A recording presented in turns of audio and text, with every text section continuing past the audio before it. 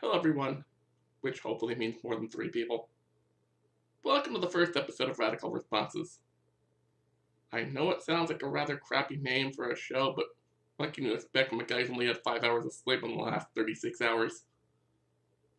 Plus, for all I know, this might be the only episode, but the idea here is simple.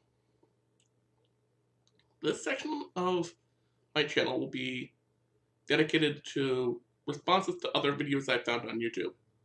Some might be new, or in this case, rather old at least, the way the internet measures time. I mean so old that it's really difficult to find the video on the channel, at least on the main page. Really, I don't even know if he remembers making the video in the first place. And what video was that? Well, I'll tell you. Last year, Steve Shives did a video called Loving Bad Art.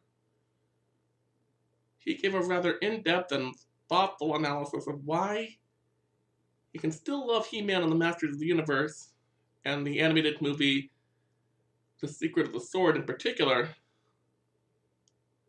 while still recognizing that it's pretty goddamn awful. The story's cliched. It was produced by Filmation, so having bad animation is sort of a given. Don't get me wrong, Filmation had some beautiful shots in their backgrounds from time to time.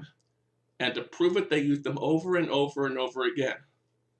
There are space scenes made for the original Green Lantern cartoon from the 60s that show up in Star Trek the Animated Series 10 years later.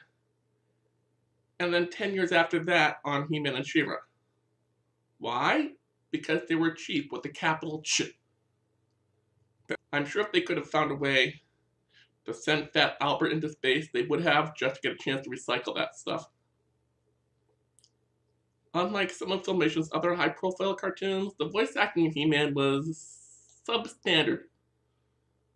I mean, Lou Scheimer and John Irwin were about half the cast. And it's okay to have a small voice cast if your voice actors are talented enough to make each character's voice distinctive.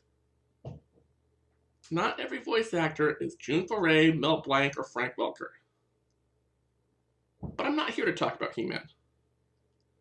I'm here to talk about why Mr. Shives believes what he does. It kind of feels weird calling him Mr. Shives when he's only a few months older than I am. Anyway, his reason is that watching He-Man makes him feel like he's a kid again.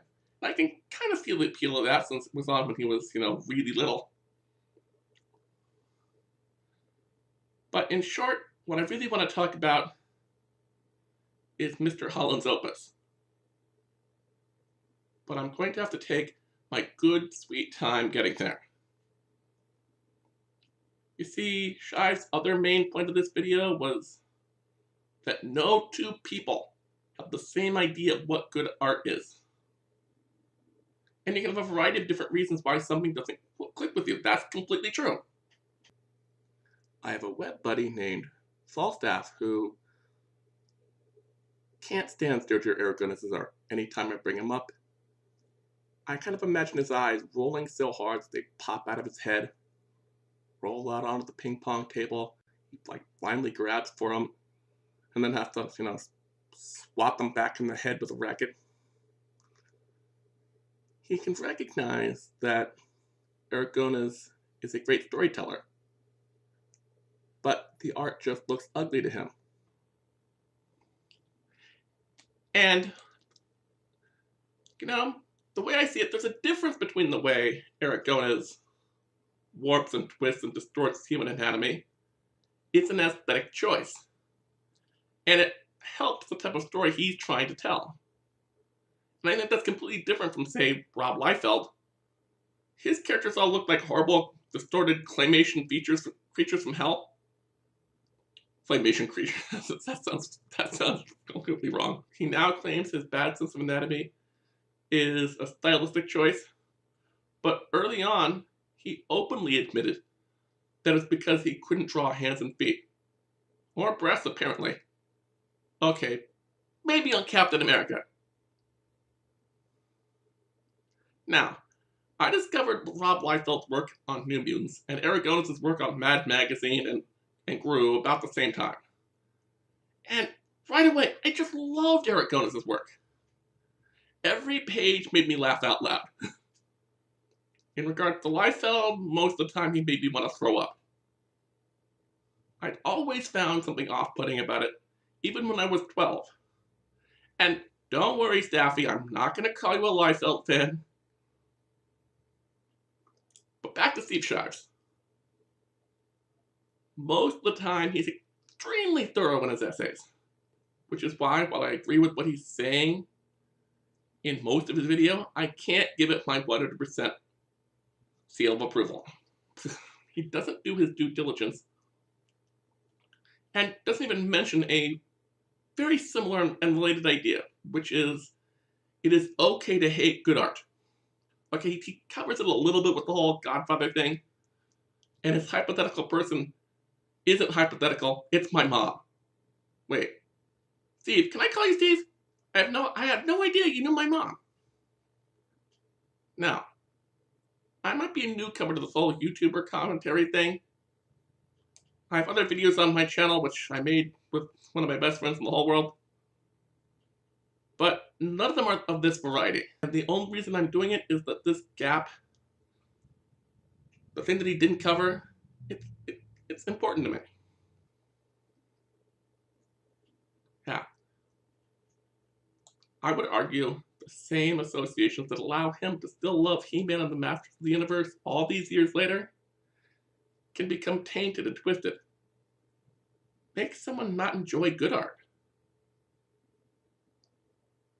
Now, I want to take you guys back to the early 90s.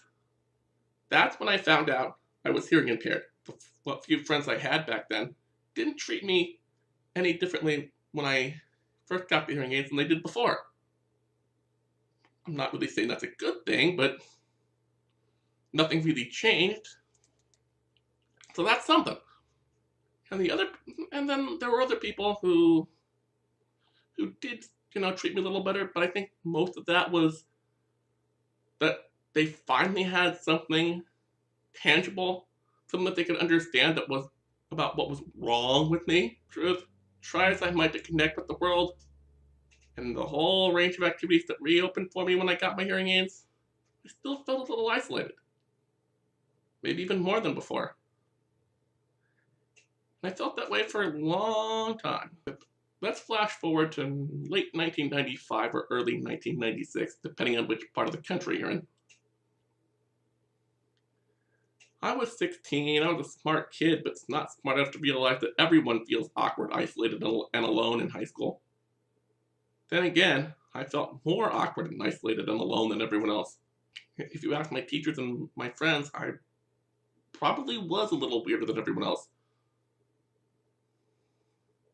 And I've always thought movies were meant to be escapist entertainment. At their best, they take you away from the doldrums and the horribleness that's going on in the world or your life.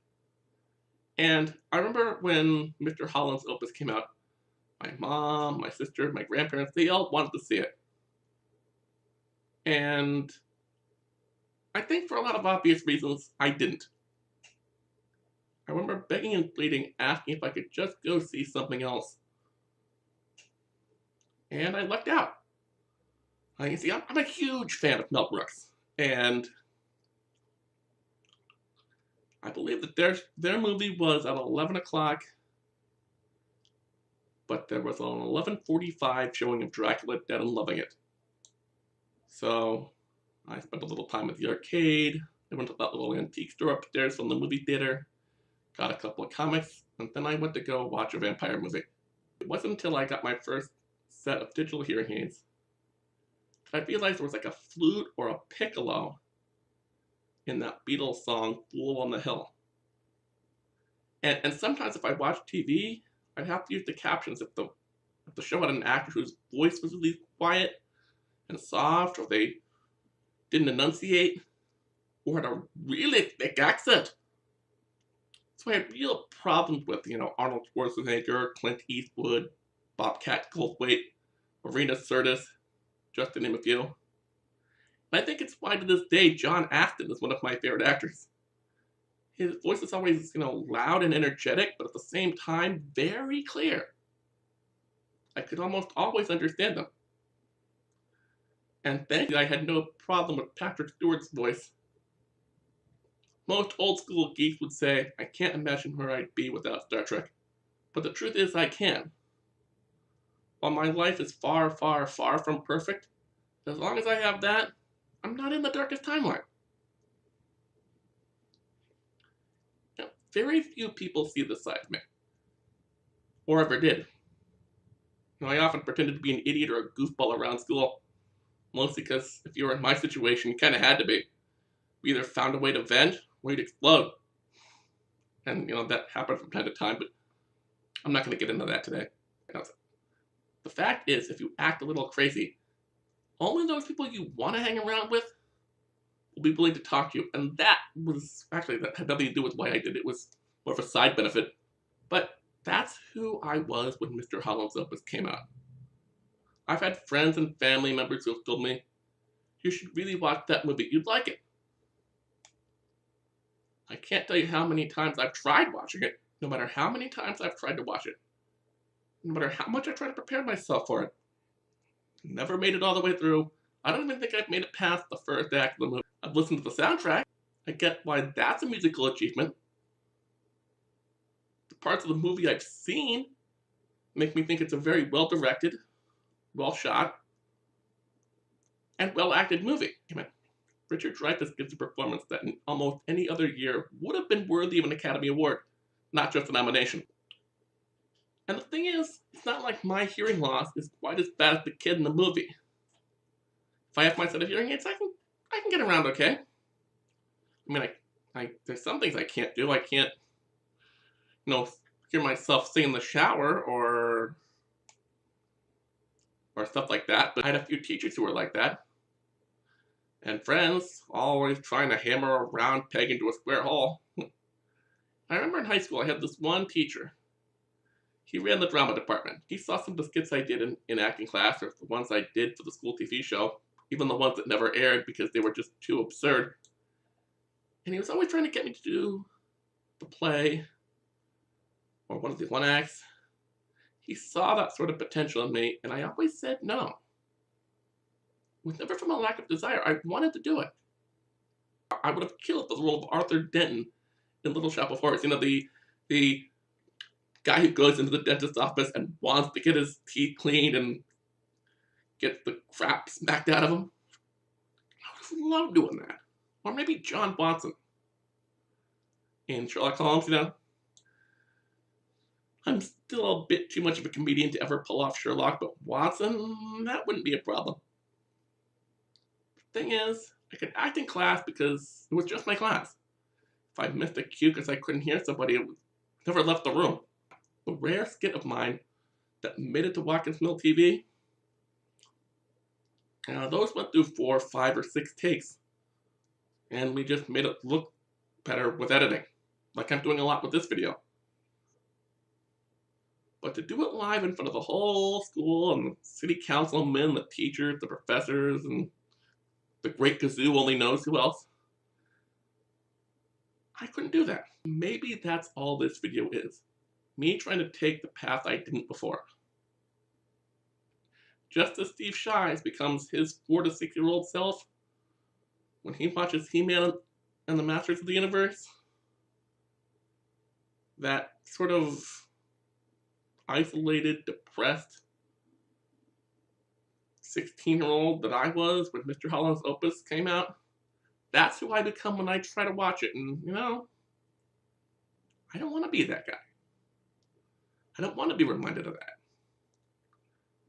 It's not something I could ever take solace in.